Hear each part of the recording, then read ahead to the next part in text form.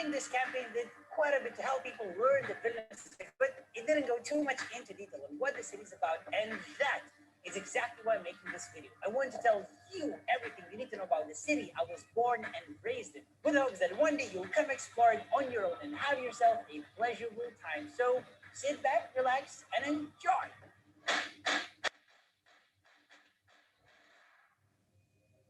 According to a legend, Vilnius was established by Duke Gediminas in the early 14th century after his dream of an iron wolf howling on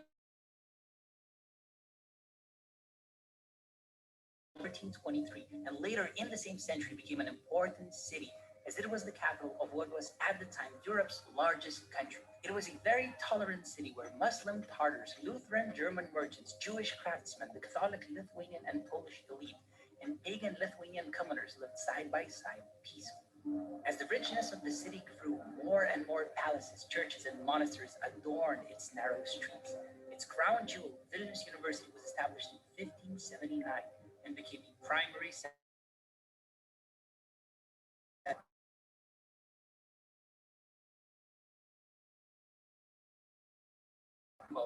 lost a series of wars against foreign invaders that led to the Russian Empire capturing Vilnius in 1795. Throughout the next 120 years of Russian rule, Vilnius was made a backwater of the Russian Empire, with a population of as few as 50,000 people at times. The city kept being occupied by different armies: Napoleon's France, Pilsudski's Poland, Nazi Germany, and eventually fell to the hands of the Soviet Union.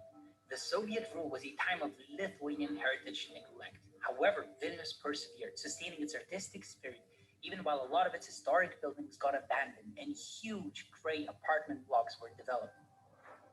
After our independence, the city kept growing, changing, and developing every single year, becoming so active, fun, tolerant, and modern that I can honestly say I'm incredibly proud to have been.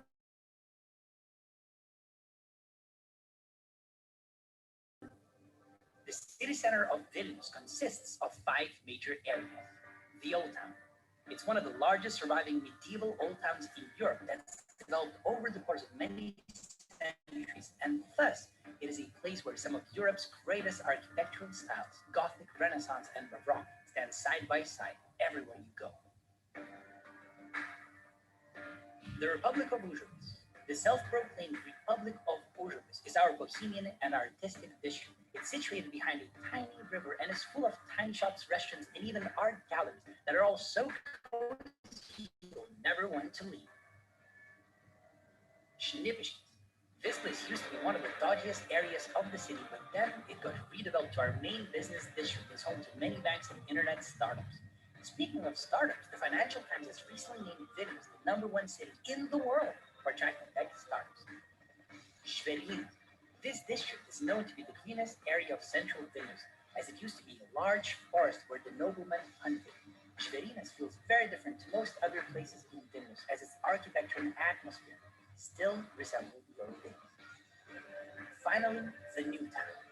This area is really interesting as it's experiencing an incredible redevelopment campaign, making this one of our most hip and cool districts.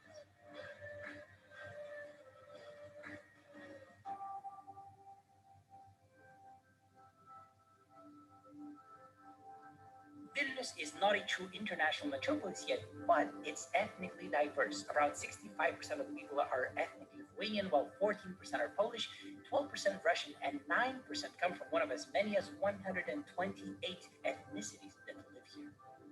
When you finally come visit, don't be surprised to find yourself interacting with a Chinese restaurant owner, an Ecuadorian IT specialist, a Ukrainian barista, or a Dutch businessman.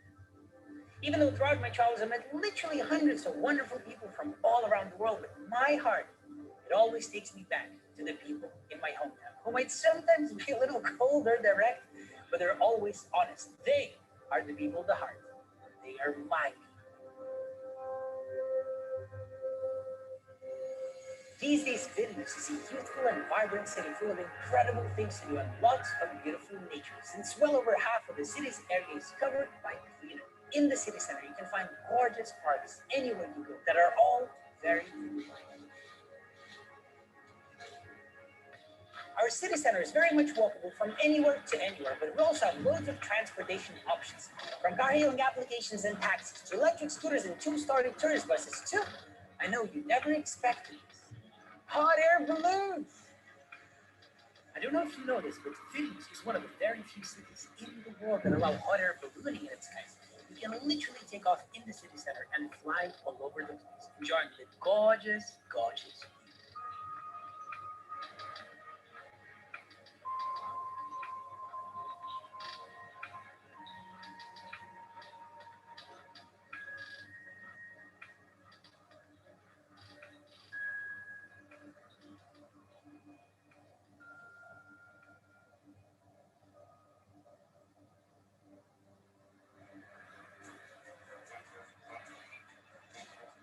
This all seems really epic, but let's get back down to earth.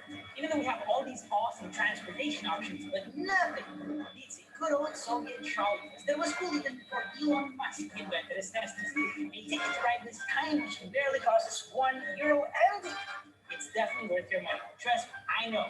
I grew up with these things. Since you obviously didn't come here to see me crying, let's move on to something a bit more exciting. Food.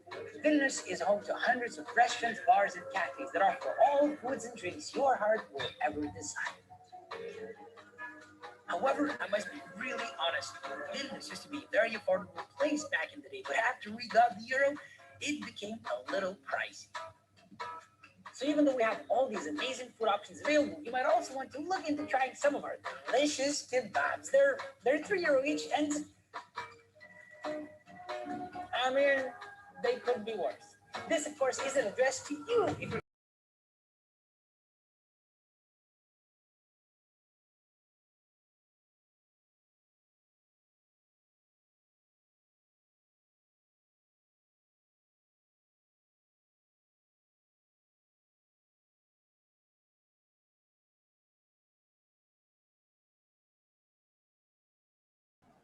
Well, I think she dropped.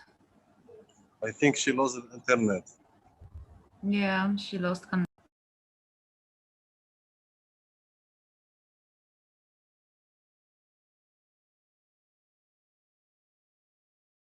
So sorry, you can just wait one moment. For that.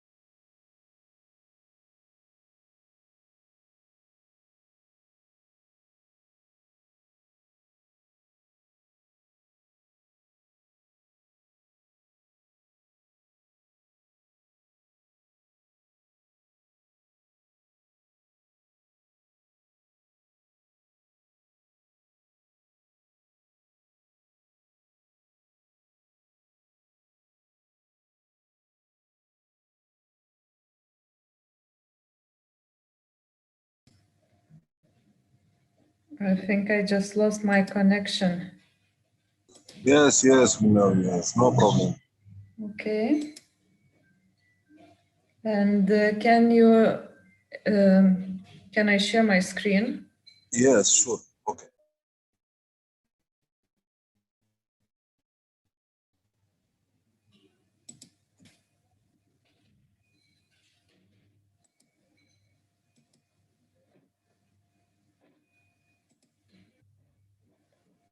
Okay, so let's see a movie. founded in the 16th century. It was the first university in the Baltic states that would certainly take you back in time. Church of St. Gothic architecture that was built in the 15th century. This church might very well be one of our most beautiful. Cathedrals, universities, and churches are all really nice, but there's so much more to this that you should explore. Do not forget our cultural spots such as the National Gallery of Art, Temporary Art Center, and the Rome Museum, where you find enough art to fill your heart's content. Bingus Park. This park is by far one of my favorite places to relax. It's a huge park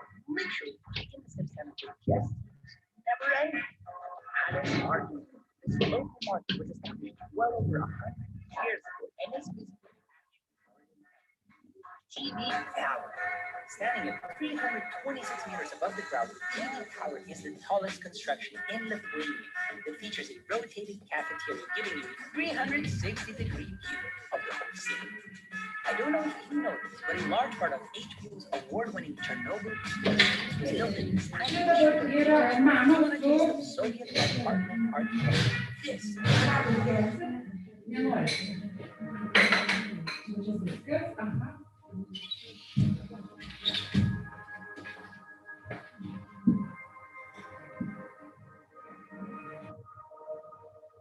There's so much more I'd like to tell you about Vilnius, but I don't think that's a good idea because all the things I could ever see will never match you actually coming here and exploring the city on your own.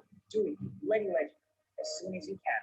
In the meantime, help me spread the word about the city I was born and raised in by sharing this video on your social media with the hashtag #ExploreVilnius and telling your friends how much you know about it. Thank you so much for watching the whole video and see you next time.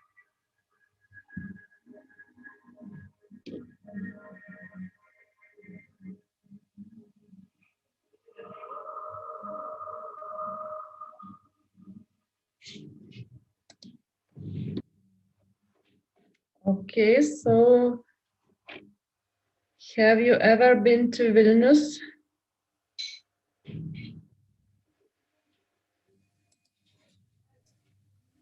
Yes, I've been a couple of times. I've been to Lithuania a few times on various visits and projects. Okay, and Zinab? No, I haven't, but after seeing the video, made me like so interested to see it one day, maybe. Okay. Hmm. And, Sorry, I believe I cut out. I have not been either. Sorry.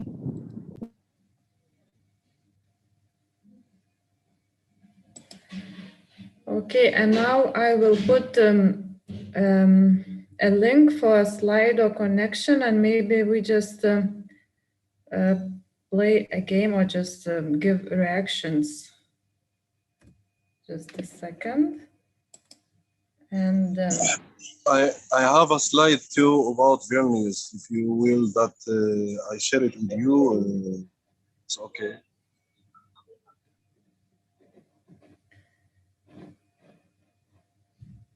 okay, just a second. Oh my gosh, how to do this slide?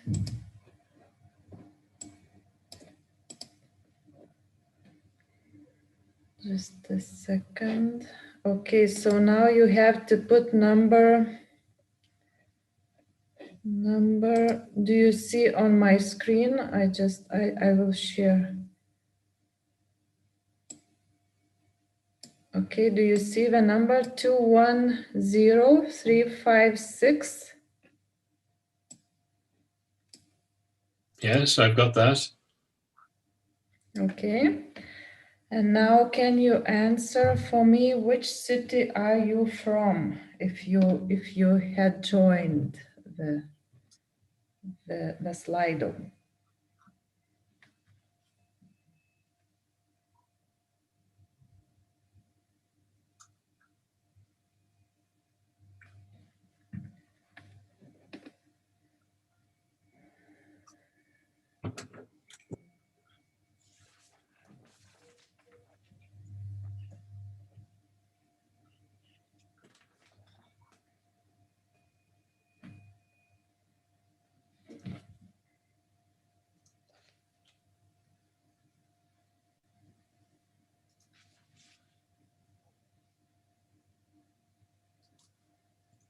Okay, so is everything okay?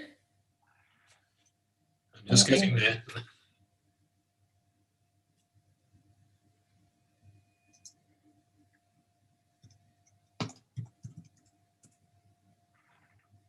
Okay, so I just put that I'm from Telšiai, and we see Roy from Liverpool, I think, yes? Yep. And then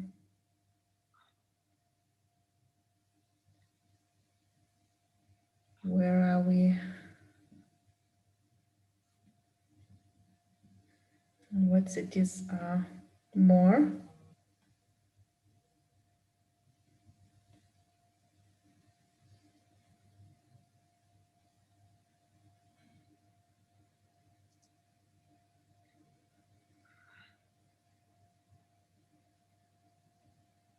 Okay, I just received that someone wants to join. So I will put a link. Just a second.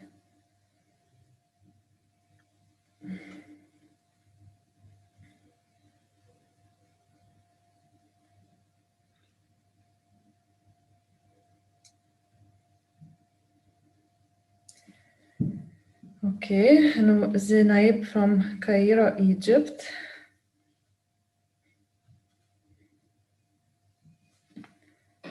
And okay, so we just have 3 answers.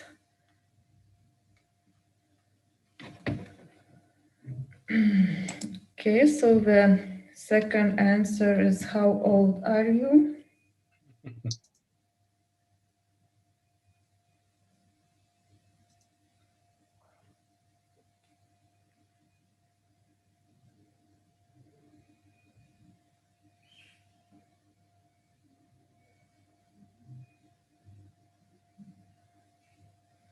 Okay.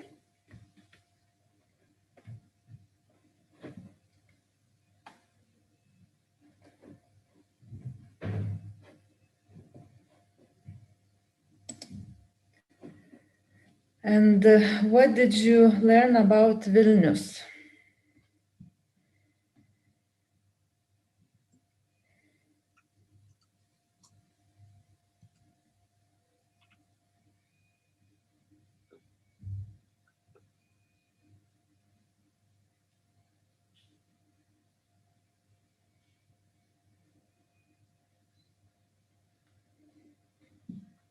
Yes, so we have diversity, capital city, and that it's an interesting place to live.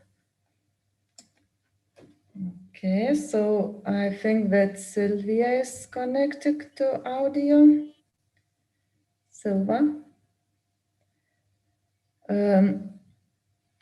So Silva, we are playing this game about Vilnius. So if you want to join, just go to slido.com and just press the numbers 210356.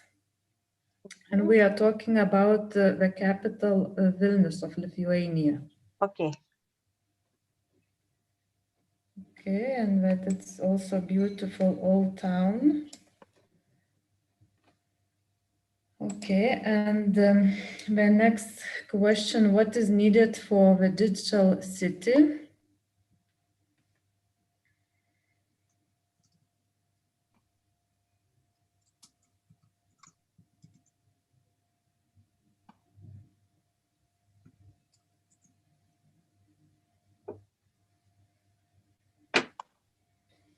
Yes, good communication, new technologies. Okay, what else?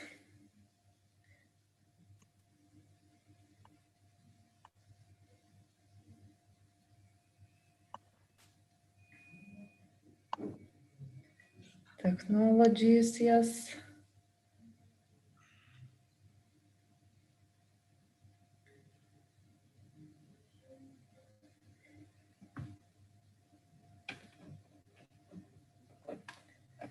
Okay, and maybe digital literacy.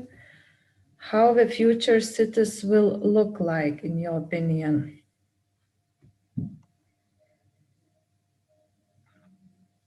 Free Wi-Fi, yes. And in Lithuania, we have like in coffee shops and hotels and some restaurants and gas stations, free Wi-Fi.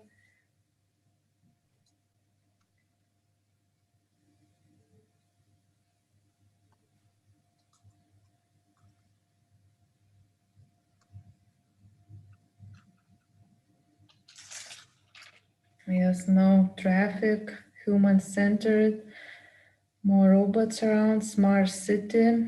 Yes, I think too. Okay, and I think that it's all of my questions that I wanted to ask. Then maybe you have something also to add in your opinion. So I will stop sharing.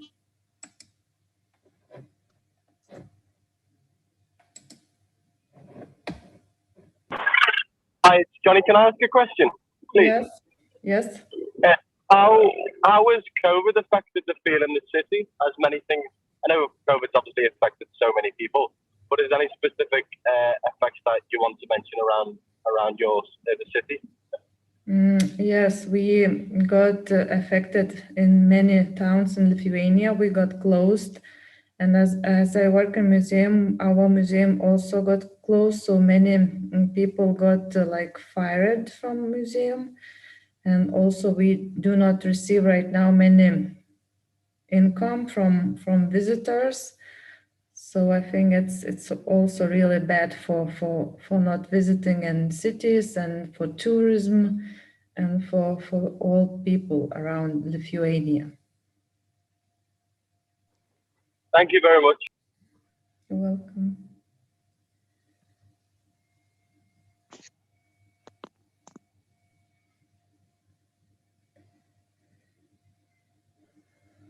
Okay, maybe Rolanda want to add something about Vilnius, as she lives in Vilnius. Excuse me, do you hear me? Yes.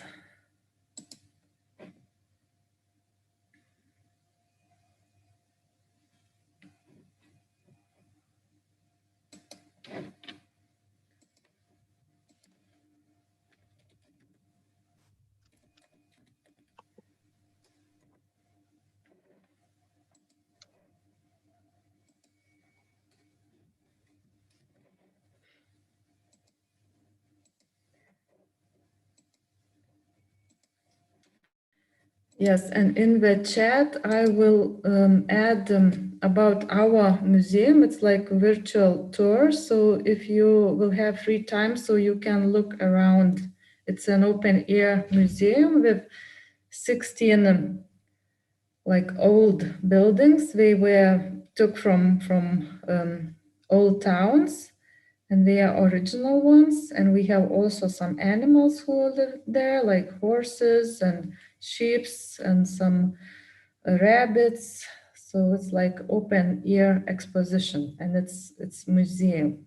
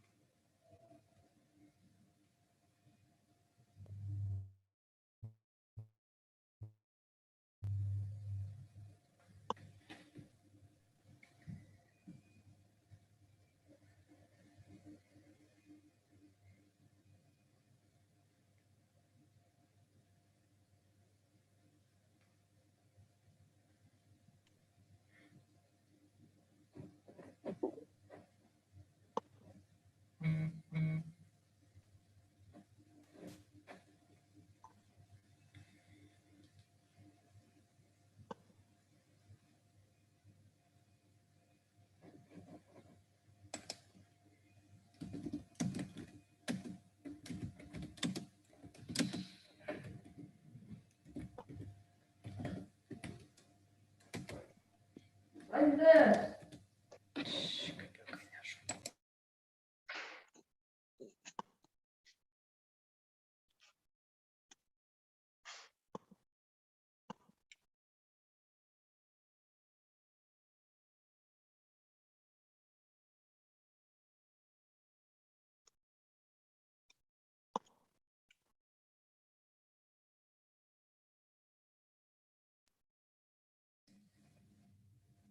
Okay, so I think Rolanda cannot connect, and Silva was just a little bit late. So I think I showed everything about Vilnius, but maybe I think Silva is from Klaipėda, so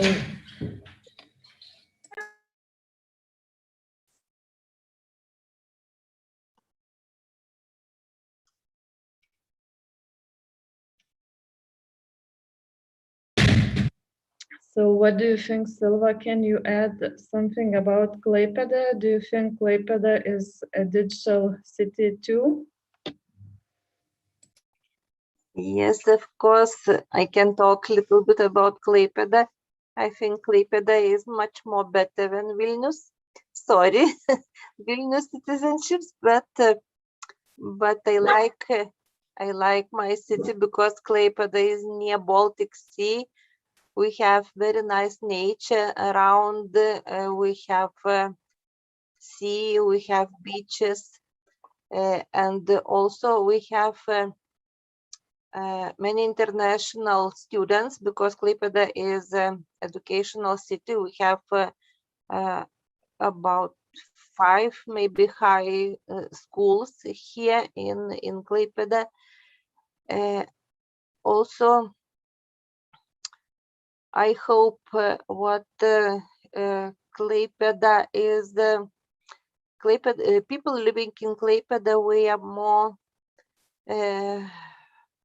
more friendly and more open to other people.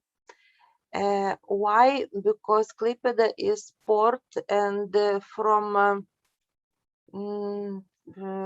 from last age, Klaipėda have many international people. We accept many ships from other countries with people from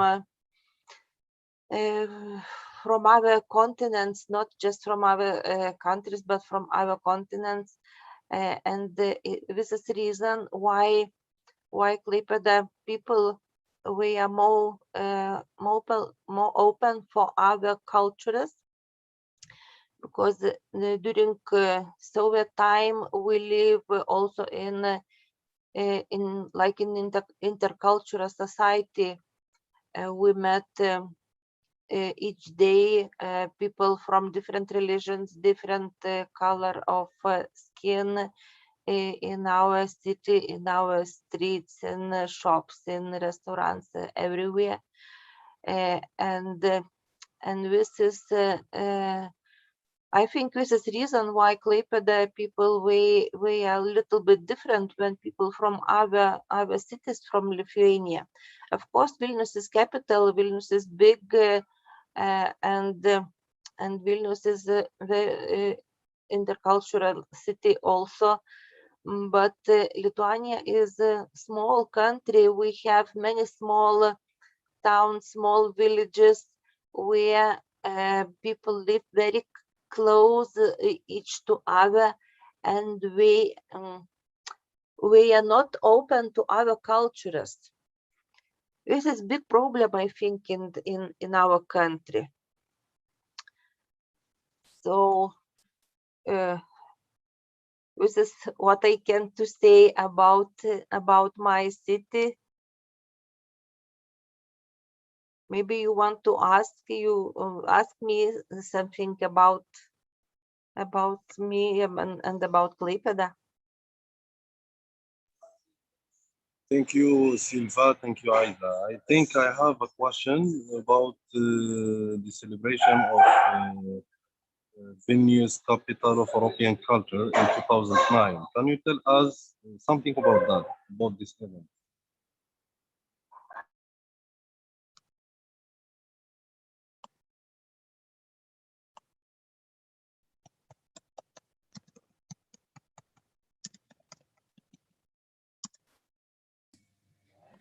I think that the capital in 2022 will be Kaunas. So it is the second largest town in Lithuania.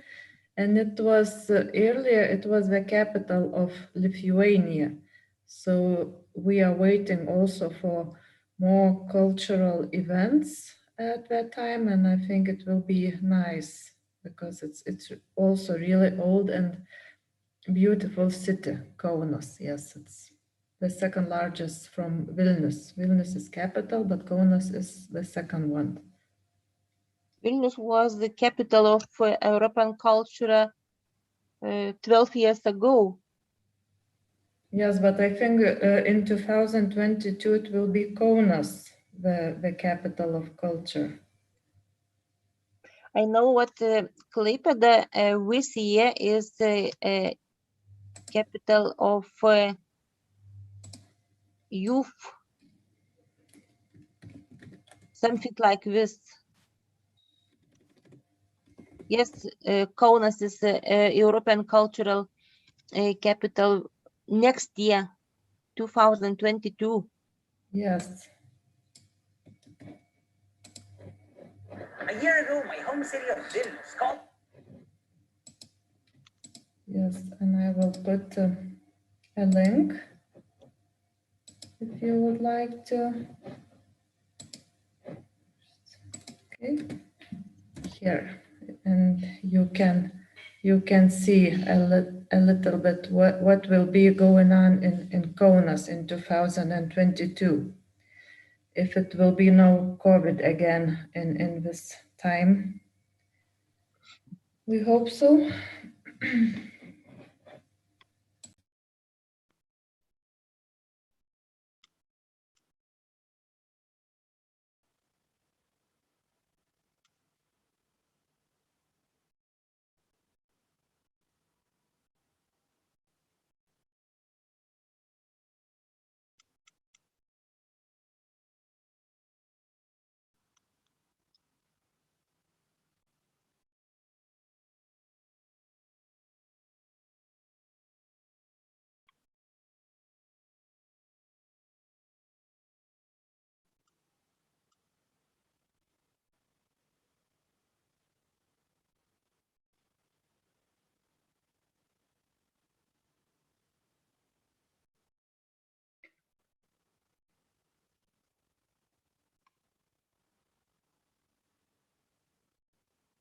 Yes, it was in 2009, capital of culture, Vilnius.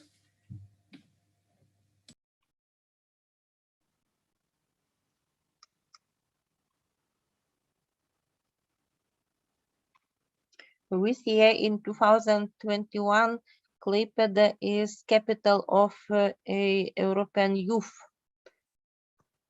And we have many events this year, this summer, because the spring was closed, and during springtime we had just online events, online opening events, concerts. Also here you can see some pictures from Klaipėda. And during summertime, we will organize many meetings and many different concerts, events for youth.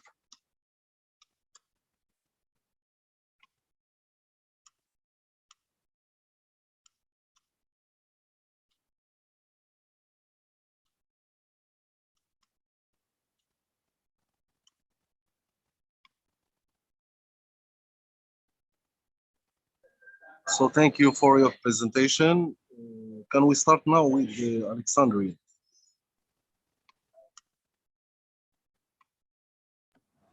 Okay, I'm gonna do this. Okay, let me start sharing my screen first with a video, and then I will have a presentation discussing certain sites and so on. Okay. Okay.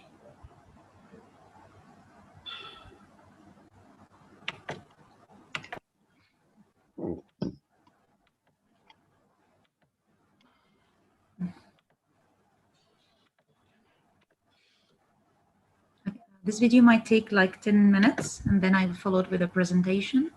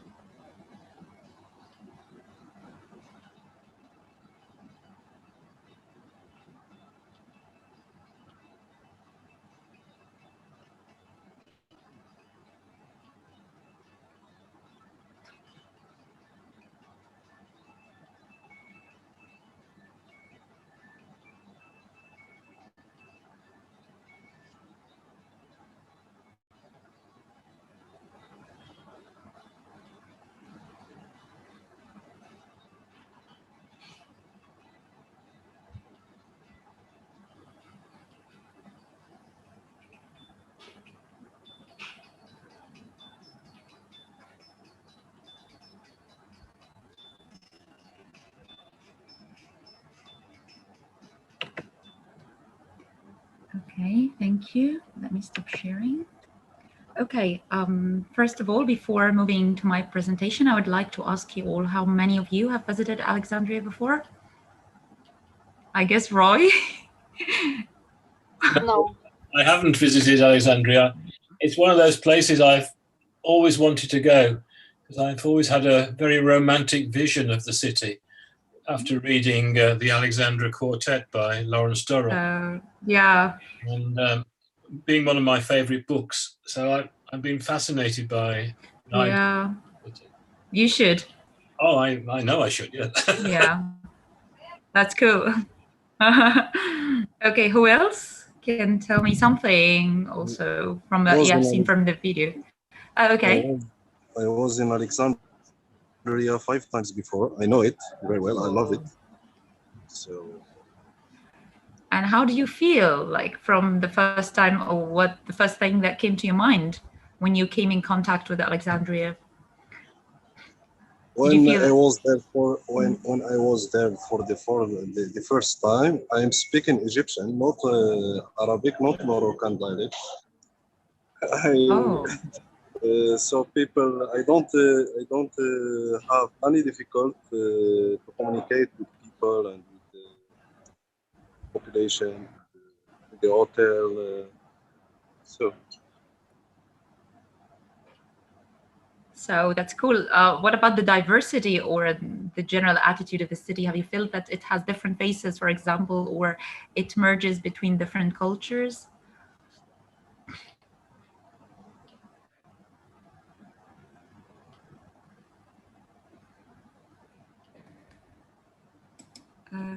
Okay, so would you like me to take you on a tour to the city from ancient history till nowadays? I would love you to join me in this journey, if you don't mind. So let me share my screen here. Yes.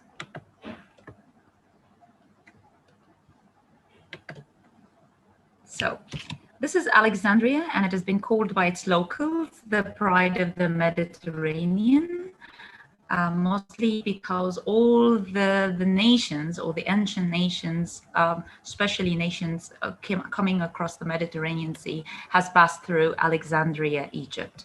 So let's have a brief introduction about Alexandria. It is considered the third largest city in Egypt after Cairo and Giza, and is also considered a major economic center in Egypt.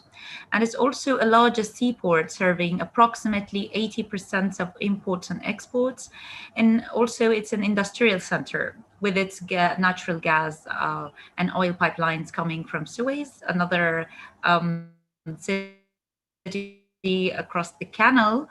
And it's also an important touristic destination, not only from people coming from outside Egypt, but also from inside Egypt, from all across Egyptian cities. As for the geography, it has a hot desert climate, maybe like semi-arid climate, and the city extends about like 4 kilometers other than the Mediterranean Sea. So let's have a look at the story of the city and how it came into being. So I guess Roy had read about the history, maybe like he can come with me into the discussion maybe later on. But the whole story started with that person, the man, Alexander the Great. In the year of 331 BC, he established that city with the intention that he wanted to establish a new Greek city in Egypt. And from ancient sources, like it has known that there has been existed a trading post in this location during the time of the pharaoh Ramses the Great, or Ramses III, for the trade with Crete. But it had long been lost by the time of Alexander's arrival. And the city has long been known as a fishing village named Raktois, meaning in Egyptian a village that has been built up on hills, and existed since the 13th century BC in the vicinity and eventually grow in the Egyptian quarter of the city. Just east of Alexandria, where Abukir nowadays, Abukir Bay is now located, there is an ancient time marshland and several islands. And this is the place of the ancient city before the treating of the Alexander the Great. And then passing through Egypt, Alexander wanted to build a large Greek city on Egypt, on the Egyptian coasts mainly, and that bears his name.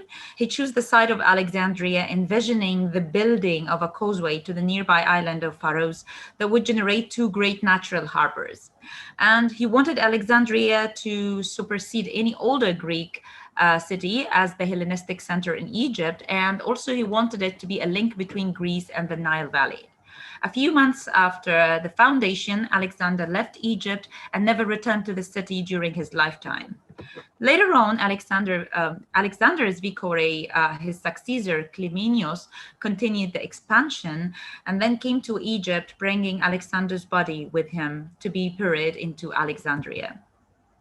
So the basic history during or following Alexander, there was a general overview about Alexandria. It became an important center of Hellenistic civilization, of Hellenistic and Roman and Byzantine Egypt for almost 1,000 years until the Muslim conquest of Egypt in 641 AD.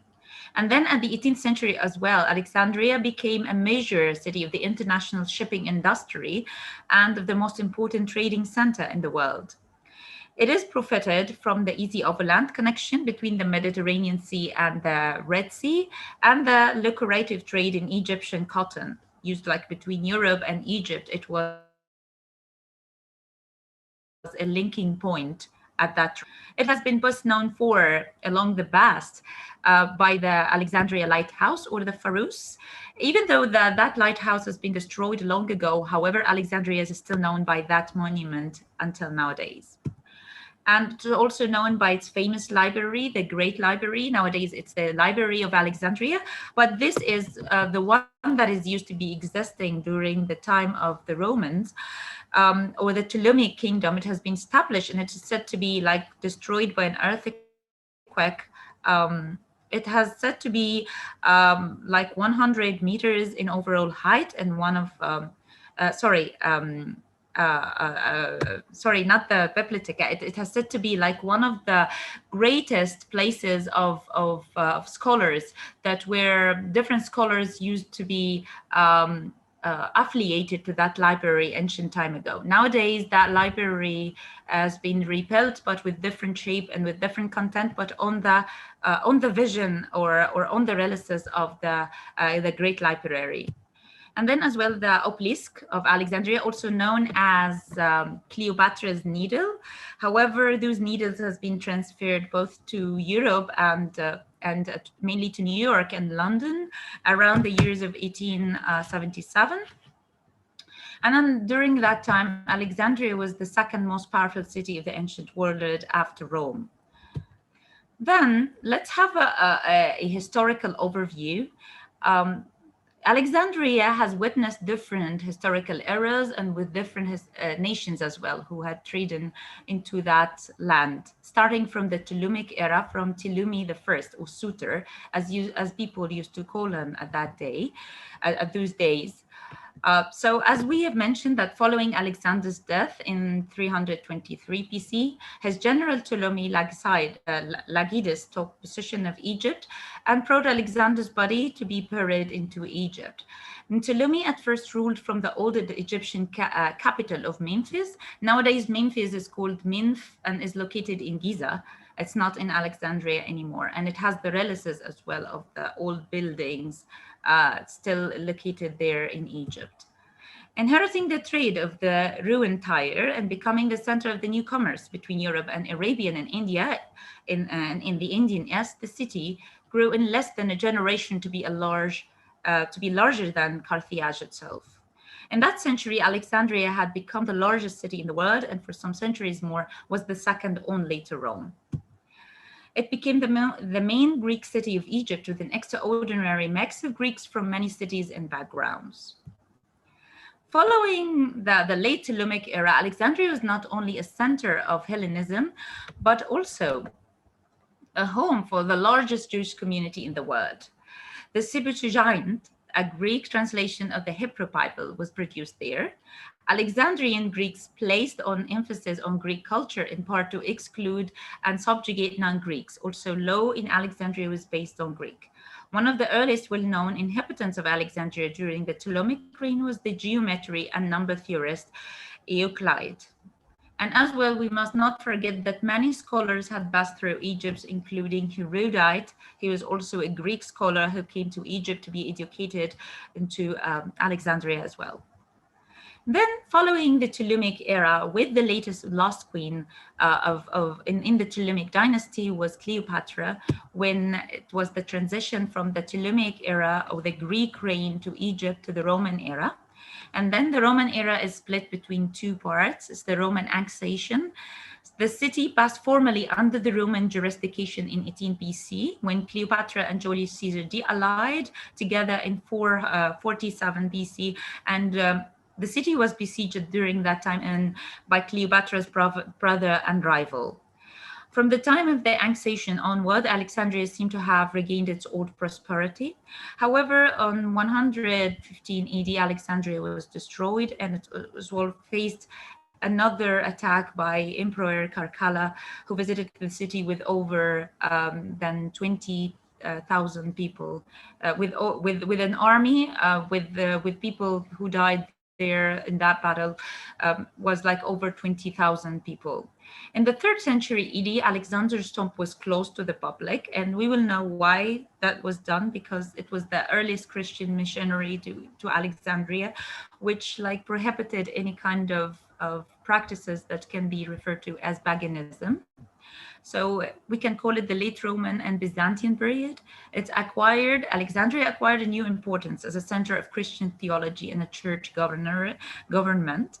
As the native influences began to reassert themselves in the Nile Valley, Alexandria gradually became an aligned city during the 3rd century. In 365, a tsunami, and this is what we talked about earlier, that caused by an earthquake in Crete hit Alexandria. And here the famous library of Alexandria was destroyed, along with the lighthouse and different other buildings. In the late 1st century, the persuasions of pagans by newly Christian Romans had reached new levels of intensity. In 391, Emperor Theodosius I ordered the destruction of all pagan temples, and the Patriarch Theophilus complied with his request. And Theodosius was the first one who ordered the prohibition of any paganism or pagan practices. The Perseum and the Jewish quarters were desolate in the 5th century, and the center monuments, the Summa and the museum, fell into ruin. Then, after that comes the Arab rule after a long time.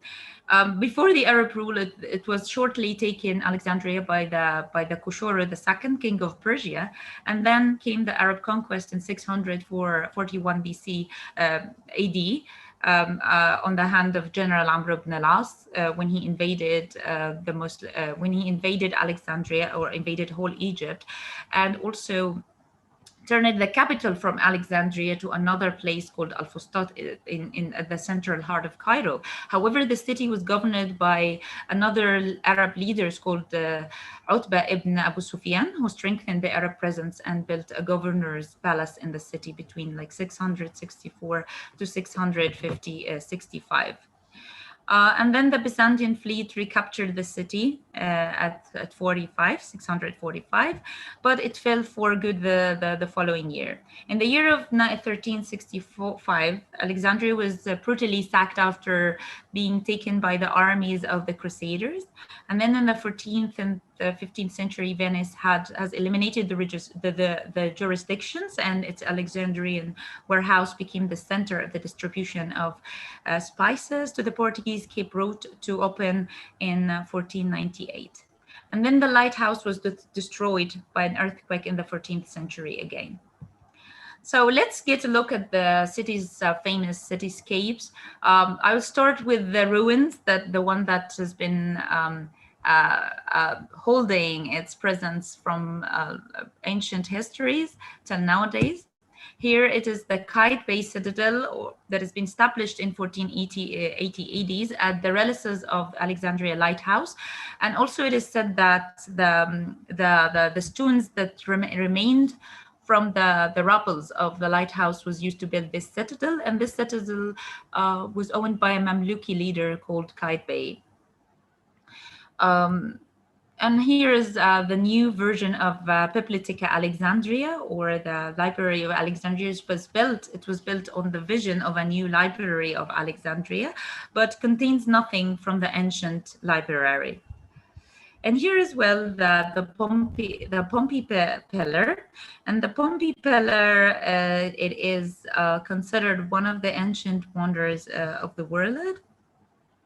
And it is called like Amud al-Sawari in Arabic, and it's name given to the Roman triumphal column in Alexandria, set up in the honor of Caesar Augustus between the year of 298 to 302 AD. The giant Corinthian column originally supported a colossal porphyry status of the emperor in the armor. Standing some like 25 meters high, Pompey pillar is part of the ruined temple of Serapis. It is only known freestanding column in Roman Egypt and one of the largest outside of Rome.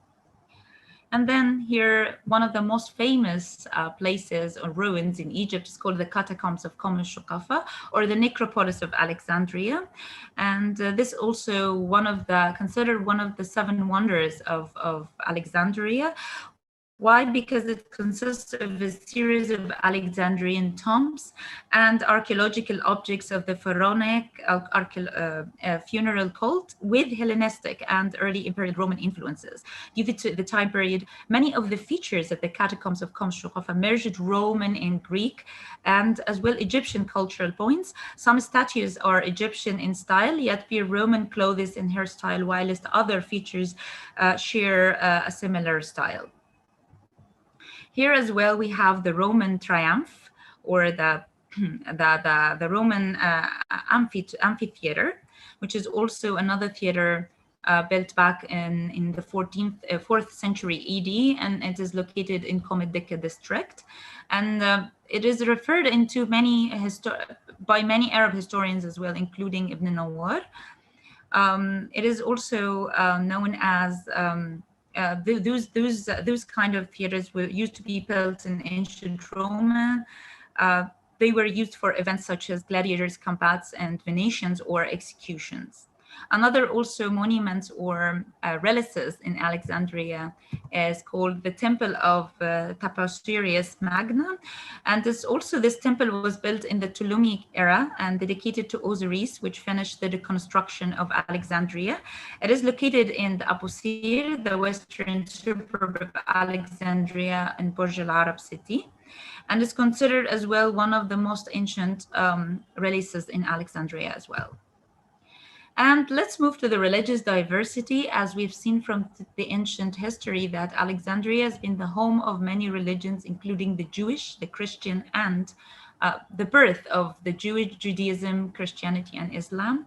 If we refer to the Muslim sites, for example, we'll find the Abu Abbas al-Mursi Mosque, or Al-Qaid Ibrahim Mosque, or the Leader Mosque. And Abu Abbas al-Mursi was one of the great scholars from Andalusia who came to Alexandria as well to spread his knowledge and scholarship.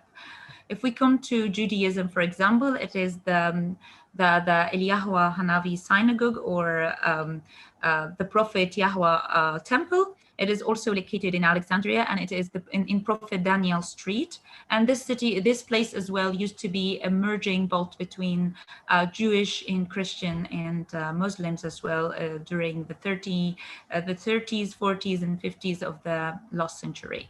And here as well, the famous St. Catherine Church of Alexandria. And we must not forget as well that Alexandria is the home of Orthodox Christianity, where it is the Patriarchy of Orthodoxism is located there. The Coptic Orthodox is there.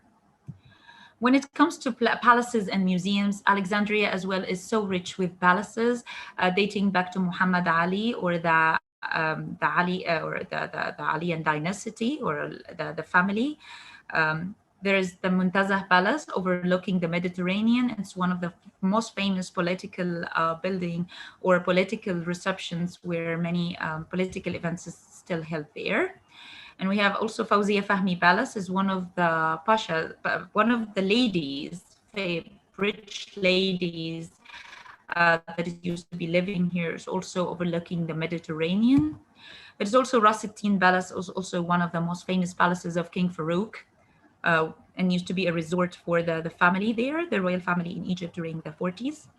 If we could also look at museums, we have the Greco-Roman Museum. We have the Royal Jewelry Museum, where it contains many real pieces of jewelry of the Egyptian royal family of Muhammad Ali and King Farouk, and so forth. We have also Alexandria National Museum, which is also so rich with many historical monuments and antiquities. If we come to an art, Alexandria is the home of art and art pieces as well. You can see different also other sites like Alexandria Art Center, Alexandria Opera House, established by Muhammad Ali. And here you can find a statue for Muhammad Ali in front of the Opera House. And this is also one of the Alexander the Great statues at the heart of the city. If you could find places also for recreation, there are many sites. The House of Muntazah Garden, the Tree House, is also one of the famous gardens there, opened for the public. It was part of them in Muntazah Palace, but now it became one of the visitation sites as a garden. We have also the Shalalat Gardens. It's waterfall gardens, most famous in Alexandria as well. And the Corniche, most notably, it's the big exploring city, which people could refer to as the waterfront promenade, where they could have a morning walk or run along Alexandria Eastern Harbor, where it's like offering a fantastic Mediterranean view. If we can also see educational building or educational institution, there are some of the most ancient. If we could say Saint Mark College, Alexandria, it's one of the famous and ancient schools and colleges. Also Victoria College, where it had graduated many famous political figures and artists like Omar al-Sharif, for example, King Hussein of Jordan were graduated from that college. Many also famous Egyptian actors and noble sons and daughters of noble men. We have also Lycée Français d'Alexandrie, also one of the famous old schools and famous French missionary schools here in Egypt.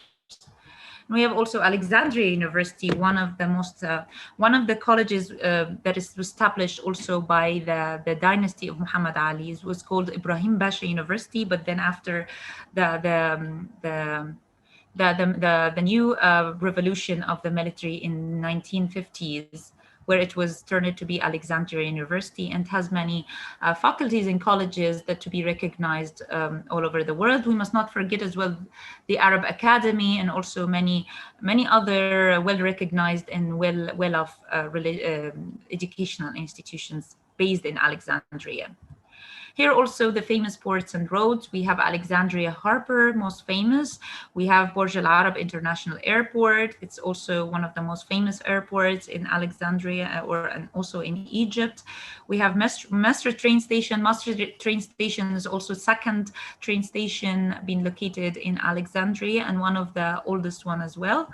And we have one of the most prominent figure or landscapes or cityscapes in Alexandria is the tramway that has been still located in Alexandria, is still working until nowadays.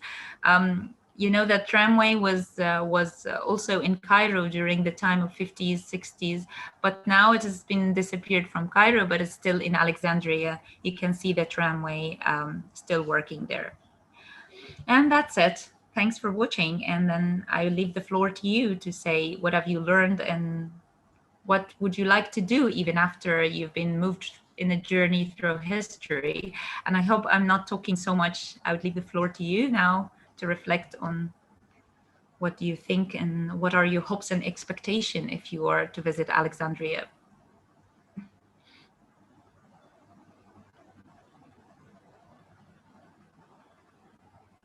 How do you see the future of the city?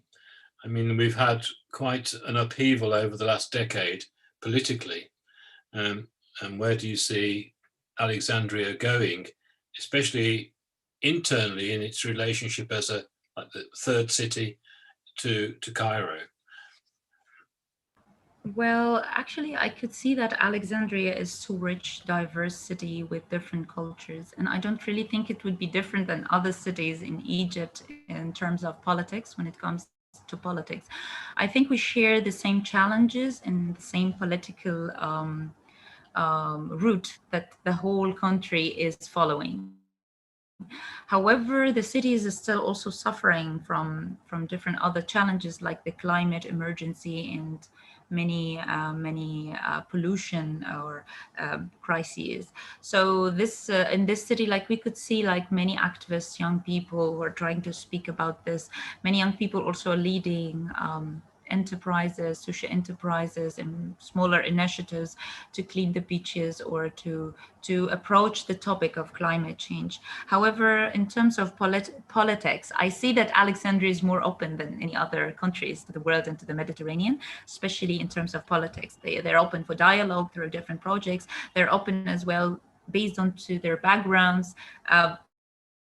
The city has been consisted of Greek, Roman, and also many Mediterranean nationalities during the time of the 50s and 40s.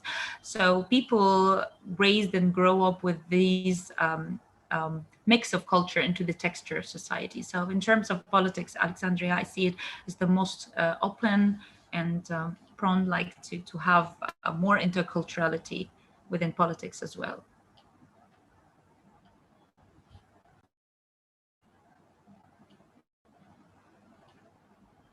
Thank you, Zainab, for this presentation. I want to add something, a small something. The headquarters of Anna Lane Foundation is in Alexandria. So I think it is one of important point we wanted to mention about it. Thank you. Yes, and this is most importantly when it comes to interculturality and foreign relations as well. So Anna Lane Foundation forms a focal point between Mediterranean cities and Egypt through Alexandria, which is also one of the focal points that we need not to overlook. So yeah. And also the events led by Anna Lane Foundation, whether online and offline, we come across people from different shores of the Mediterranean into dialogue with common challenges. And that's what connects Alexandria politically with other cities as well.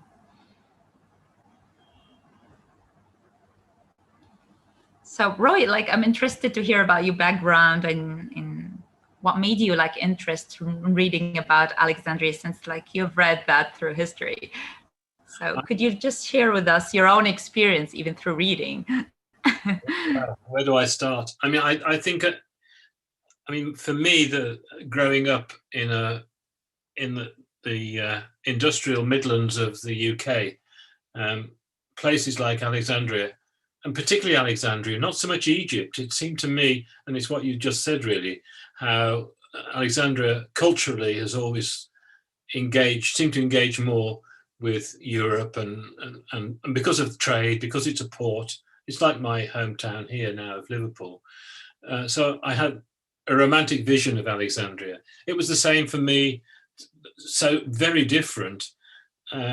Similarly, Russia has always had a great fascination for me. And again, Russian literature. And I remember as a very young boy trying to teach myself Russian, which I failed miserably, of course, not realizing the complexities of learning any other language. So I've always had, I suppose my wish list of countries to visit or places to visit has been diverse: Russia, China, Norway. And I've visited those places, but I've not yet been to Alexandria. And so I say Alexandria and not Egypt, because it's that. And it was from reading the Lawrence Durrell book, again, when I was a teenager, and it just seemed such a romantic place. And especially that period that he describes of the latter part of the Second World War and the whole thing, you know, it's fascinating. And so, yeah, one day I'll get there. Yeah. Roy, can I ask what the book's about, please? Well, where do we start? It's about spies, and it's about relationships, and it's about the cultural differences between, I suppose, the Arab world and engaging with the Arab world. Well, it's 4 books. It's a quartet, so it's a monster of a book. But I've always been fascinated by it. He also wrote the Avignon quintet, and that's a similar vein. Two must-reads. Yeah. Sounds like a light read for the beach, doesn't it? Or something like that. Perfect for the beach. Yes. I mean, my favorite author is Orhan Pamuk, the Turkish writer. Yeah, Orhan Pamuk is a Turkish writer, is a poet. Yeah.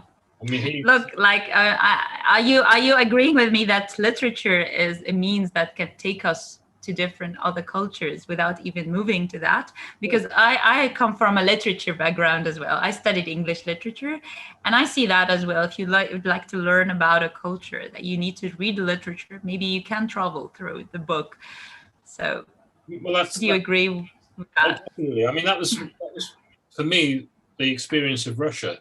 Because I started reading Dostoevsky and Yevtushenko, the poet, Mark Twain, when I was a teenager. When at that time, of course, you have to, I'm a little bit older than you, so you have to think that at that time it was impossible to travel to these places. I mean, for me to go to, as I have done over the last few years, traveled and worked in Siberia. When I was a teenager, that would have been impossible to even consider going to places like that, because even then it was difficult to travel to places like St. Petersburg, for example. Yeah, that's changed, but it's still not the easiest place. Yeah, for me, like when I was a teenager, I was fascinated by the time of 18th century England, like Jane Austen and the Romantic period. And then, like when I used to study Romantic poetry, I got to know from my professors that it's not romantic, it's reversed to the period of Romanticism following the French Revolution. And then, like, I fell in love with Coleridge, a poet. Mm-hmm. And then I started to write poems following studying Coleridge. He's so romantic, and who's so, like, the descriptions of the East he used to give. He never been to the East, but yeah. So I felt like I traveled through the journey. I had exactly the same experience, and as a 16-year-old, I was writing poetry, very similar to in following Yevtushenko's poetry, and that was the way to go. So you were looking at English poets, and I was looking at Russian poets, and doing exactly the same. Yeah. And I also had a literature club. Well, I used just to bring like a student together, because I work in teaching as well, just to read about things and just to get them into reading literature, to learn about difficulties of other nations from literature. So like we focus onto post-colonialism, for example. I've read a few, heard of Joseph Conrad, Heart of Darkness. It's very, they haven't happened to know that Congo has been invaded by Belgians. So that was new to them. So I like the way of getting people introduced to new topics through novels and works of art. Definitely. Yeah.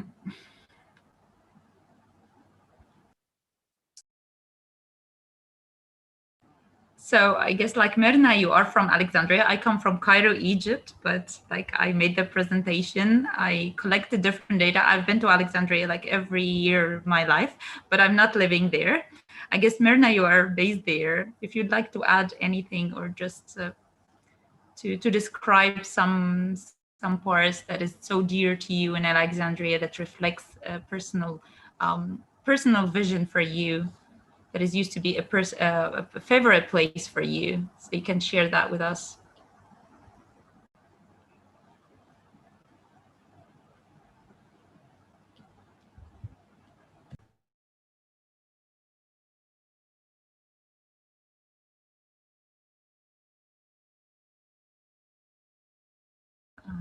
Mirna, can you hear me?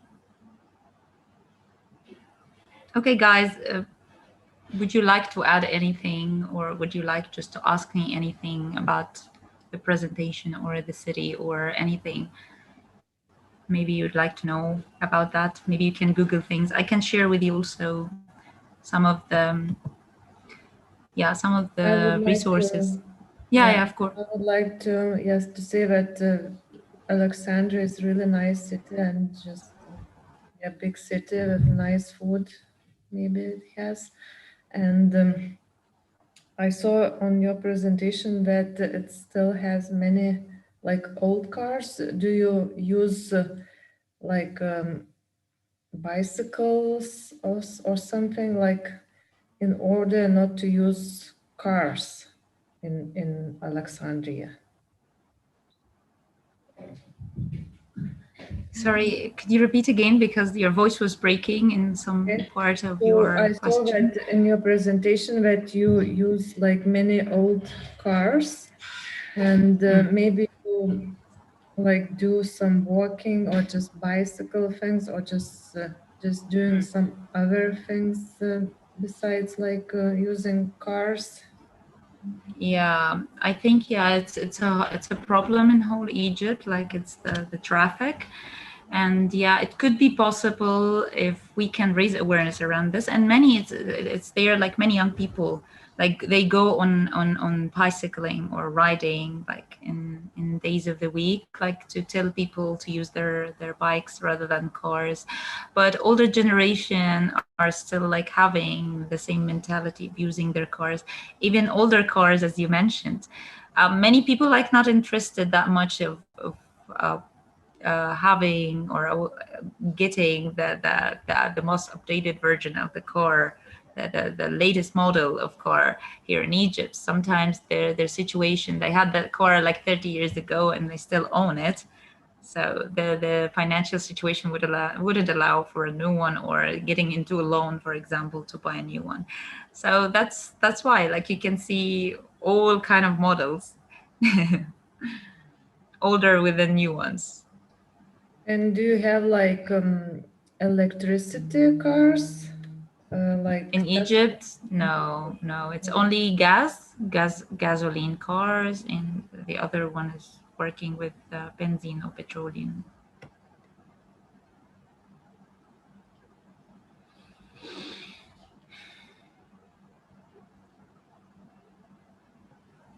I believe as well, like those kinds of cars are not so widely known or familiar in that people could buy them or consume them, use them in Egypt. So yeah, still like we have time, like long time. If you come to Cairo, you will be also be stunned by the view of cars being congested one after another in the road. So it's so crazy.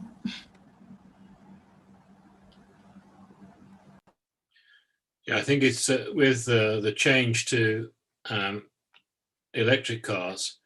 I think one of the problems is not just the car, it's the infrastructure that has to go with it for charging the cars. And though the technology with cars has advanced to such an extent that they'll be getting cheaper to buy, there's pointless having the cars if we haven't got the infrastructure to go with it. So we need charging points everywhere. In major cities and places like Cairo, Istanbul, etc., it's going to be so difficult to put that kind of infrastructure in to make those changes. I mean, it needs to happen because you know what it's like in Cairo, and certainly from visiting Istanbul. I mean, the pollution is really bad. I mean, living on the coast in a city, Liverpool, the air is good because you've got the natural breezes from the sea, but inland it becomes very difficult. So it's one of the things I think we have to address. I mean, the G7 that's taking place in the UK at the moment, I mean, high on the agenda is environment, pollution, etc. But until the political will is everywhere, it's not going to happen, is it? I mean, it's a lot of talk, but very little action. Yeah, very little action. That's a good expression. Yeah. Yeah. And also like the narrative itself of climate emergency. It had people like used to address it as a luxurious thing, as like less important or less superior to different other challenges. But actually that we're facing a real crisis, because based on it, many cities will be submerged, and also in Alexandria as well. So yeah. We need like to take real action, or to urge young people. Maybe also education, non-formal education for young people is very important. They don't know from where to start. And this is the first step. Yeah, but I think that's the hope, isn't it, with the young people? Yes, we're yes. obviously seeing a lot of action from young people. So I'm still fairly optimistic about the future. And I think we see a change that's happening, but it's got to be driven by, again, whether it's political or whatever, but that change will happen.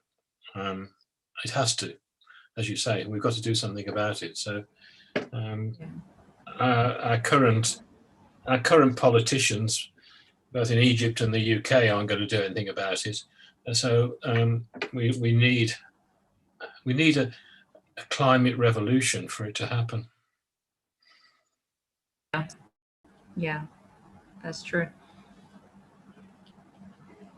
So I think we have Khaled has joined us now,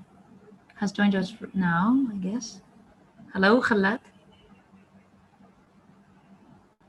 Hello, Zainab. How are you? How are you? Since you have joined, like we are talking about Alexandria and about the climate emergency and about the many challenges around. So could you reflect on,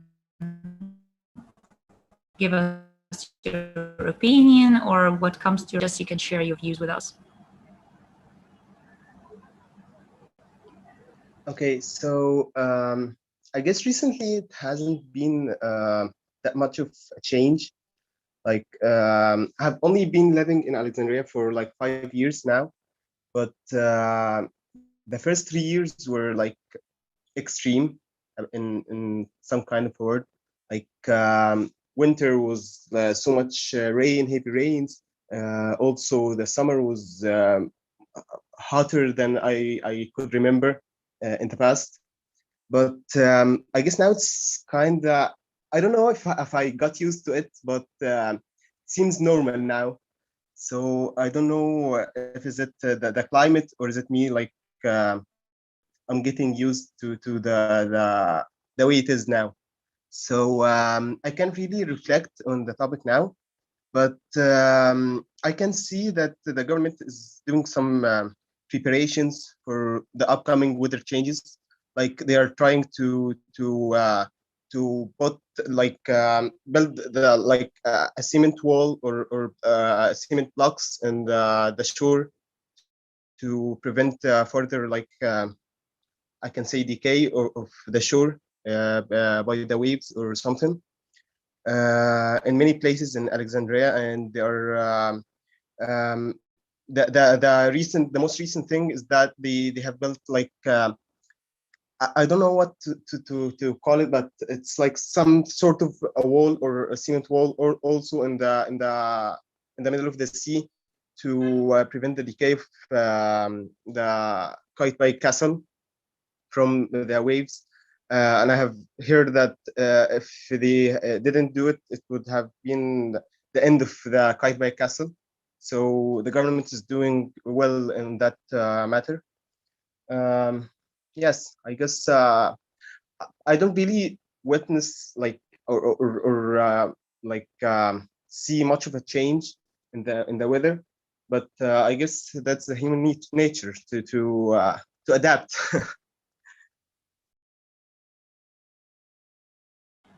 So thank you, Khaled. Yeah, you're right.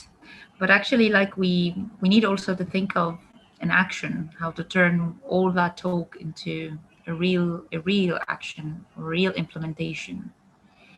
So to lead a real change. Yes, I guess it's up to the circle of influence or the sphere of influence. Like I myself don't have much of that sphere of influence. My sphere of influence is exclusive for my friends or the people I know around me. So I try to change them by speaking up about the climate change and telling them to save the environment. I try not to take much of plastic bags or to use it. I always prefer papers over plastic, which is like somewhat not the best choice or the most best choice, because in one way or another, I also consume the environment. I guess like metal is better in some way, but I try to make some changes. But my sphere of influence is not yet that big, but I will, inshallah, in the future try to manage it. Yeah, we hope so all. Let's hope for the best. Okay. Thank you. Zainab, also, I want to add, we are in Alexandria. Also, we have the different accent in Cairo. As you know, I'm talking because I'm from Alexandria, and when I'm talking in front anyone from Cairo, he said, "Mirna, you are from Alexandria," because we have different accent. We in Egypt don't have the one accent to speaking or to talking. So I think it's very unique in Alexandria. And also I want to add, we in Alexandria famous in the seafood. If you want to eat the seafood, fish, trambus, and so on, you have to come to Alexandria to eat the delicious food. I want to thank you, Zaina, for your presentation, because you already covered all points and you make a great presentation about Alexandria. Thank you. Thank you, Mirna. Thank you so much. And thank you for allowing me that opportunity to share. Can I add Thank you very, very much. Thank you, Johnny. You're welcome. Can I add something? Yeah, of course. Go on. Go ahead. Okay, thank you. So when I was in Alexandria, or when I visited Alexandria, I felt a very beautiful feeling. It was like I'm from this city, because I didn't feel much differences between my local culture and Egyptian culture. So some people that I met there believed that I'm Egyptian. There is also a very important thing to add about Alexandria. It's the marabouts.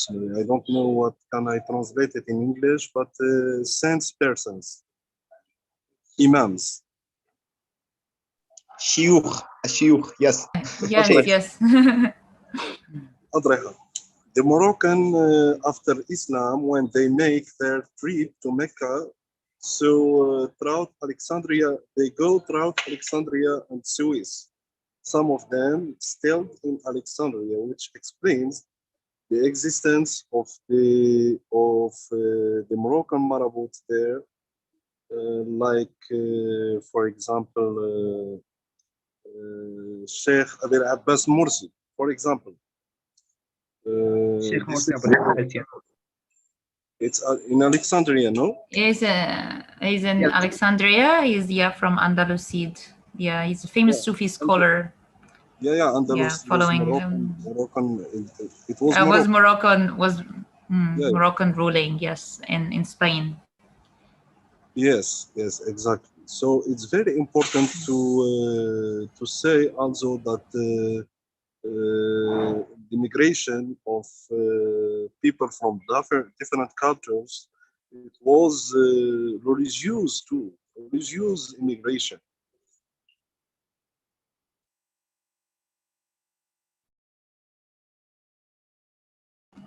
I think I would leave the floor to people from Alexandria. Khaled, just to reflect on what you've just said. Yes, I can certainly, yes. In fact, I live next to Morsi Abu Abbas Mosque, so I can really see the reflection on the culture here. So, well, I don't know, like the real reflection into the culture, but I can share that Morsi Abu Abbas is his name is famous here in Alexandria, also in the traditional in the folk music or something. So it's also very famous that anyone from Alexandria would like if someone from Cairo would tell someone from Alexandria that you have Morsi Abu Abbas, and I went to Morsi Abu Abbas to visit. Yes, it's the mosque here. It's a greatly architectured mosque. So I don't really have much information about who is the person Al Morsi Abu Abbas, but so in one way or another we are like affected by him, and also I can relate now the old or how can I say it? The not traditional clothes that people there wear. They wear some hats. I can relate now that they are Moroccan hats, Moroccan from the Morocco. So yeah, that explains why.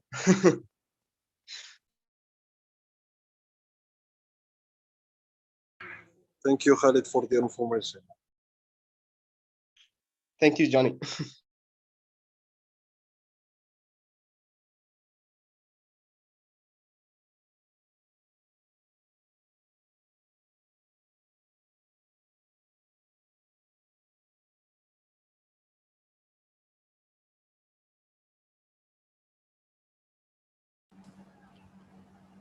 I think I'm done from my part about Alexandria. So if you guys don't have any other thing to share or any questions.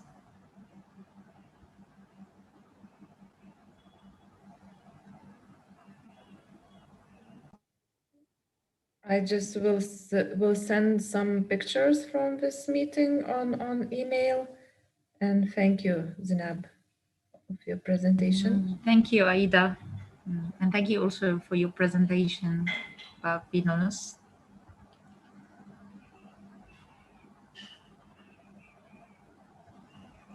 So thank you very much, Zainab. Thank you very much, Aida. It was very interesting to hear from you about Vilnius and the beautiful Alexandria. And I hope to meet you in our next meetings, and have a good time.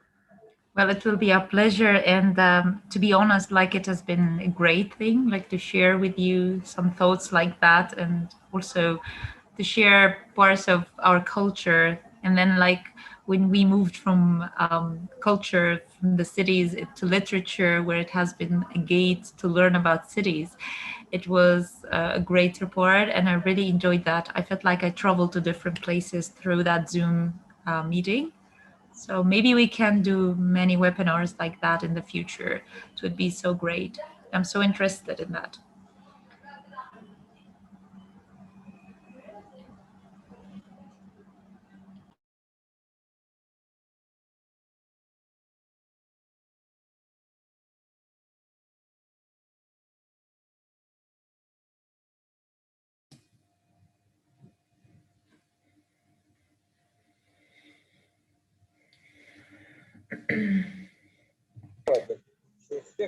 Thank you very much. Thank you, Zainab. Thank you, Aida. Thank you, Merna. Thank you, Johnny, and the others. And see you in next meetings. Thank you. Thank you so much, Vidya, and see you. Bye. Bye. Bye. Thank you, Bye Aida. bye. Bye. Thanks. Bye. Thank you, Joni. Bye bye.